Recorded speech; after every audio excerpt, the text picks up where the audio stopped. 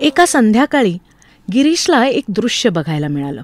एक शरीर विक्रय करणारी बाई आपल्या अंगाला चिकटू पाहणाऱ्या स्वतःच्या मुलाला चपट्या मार मारून दूर करू बघत होती आणि तो तिला जास्तच बिलगत होता. आईचा रंगवलेला चेहरा विस्कटला होता. डोळ्यात घातलेलं काजळ गालावर ओघळलं होतं. अंगावरचे चमचमते कपडे चुरगळले होते. गिरीश मध्ये पडला. त्याला माहिती होतं की आईला तिचा लहानगा आसपास नको होता, कारण तिचं गिऱ्हाईक तिची वाट बघत होतं. ही तिची थोडे जास्त पैसे मिळवण्याची संधी होती, कदाचित त्याच मुलासाठी ज्याला ती आत्ता चापट्या मारून दूर करत होती. गिरीशनं चटकन पुढे होऊन त्या बाळाला सांभाळायची तयारी दाखवली. तुम्ही तुमचं काम करा, तोवर मुलाला मी खेळवतो. स्नेहालयाची स्थापना होण्यापूर्वीचा हा एक प्रसंग. मानवी तस्करीच्या विरोधात कृतिशील संघर्ष करणारे स्नेहालयाचे संस्थापक डॉक्टर गिरीश कुलकर्णी आणि त्यांच्या सहकाऱ्यांच्या आजवरच्या वाटचालीचा प्रवास उलगडणाऱ्या अप अगेन्स्ट डार्कनेस या मेधा देशमुख भास्करन यांनी लिहिलेल्या इंग्रजी पुस्तकाचा फिटे अंधाराचे जाळे हा मराठी अनुवाद केला आहे सुनंदा सदाशिव अमरापूरकर यांनी. सकाळ प्रकाशनानं प्रकाशित केलेल्या या पुस्तकाचं प्रकाशन येत्या शनिवारी म्हणजे 1 नोव्हेंबरला सायंकाळी 5 वाजता आपल्या अहिल्यानगरमधील माऊली सभागृहात होत आहे.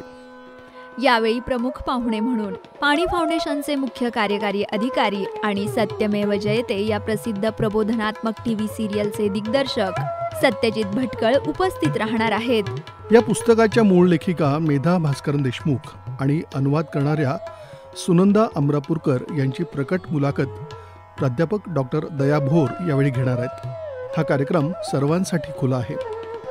श्रोतेहो, या पुस्तकाचं रीमा अमरापूरकर यांनी केलेलं अभिवाचन आपण स्नेहालयाच्या रेडिओ नगर 90.4 FM वर दर रविवारी रात्री 8 वाजता जगभरात कुठेही क्रमशः ऐकू शकाल.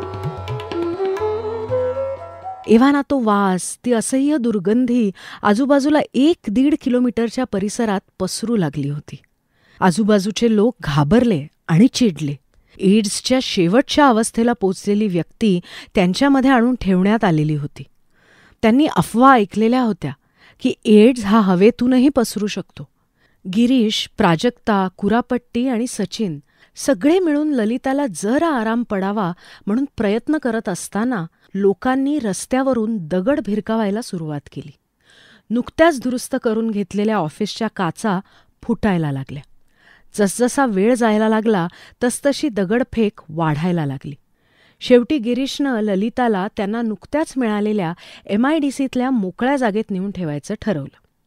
पुन्हा ललिताला हातगाडीवर ठेवण्यात आलं आणि काही किलोमीटरच्या खडखडाटाच्या रस्त्यावरचा प्रवास करून ते सगळे त्या जागी पोचले.